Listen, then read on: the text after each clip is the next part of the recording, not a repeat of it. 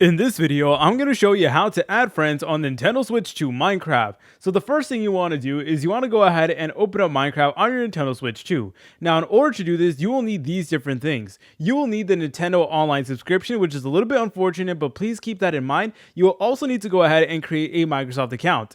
But anyways, guys, the first thing you want to do is you want to go ahead and sign into Minecraft on the Nintendo Switch 2. And in order to do that, all you want to do is you want to open up the main menu, and then in the bottom left, there should be a button over there that says sign in. So if you never signed in before with Minecraft Nintendo Switch 2 edition, then go ahead and do so. And if you never went ahead and created a Microsoft account, do not worry, because you can easily go ahead and create one within a couple minutes. So it's really important that you guys go ahead and sign in.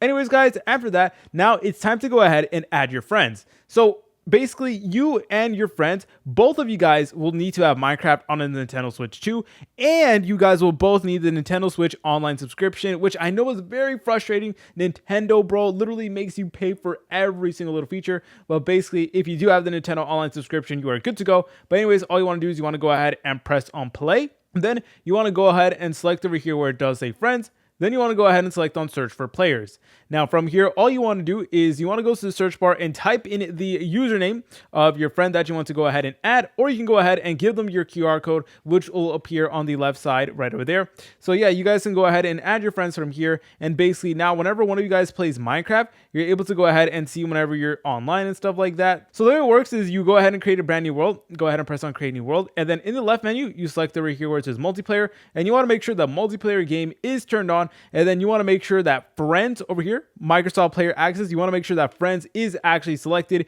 And once you have that, then you guys are good to go. If you guys found this video helpful, make sure to leave a like and subscribe. I'll see you in the next tutorial.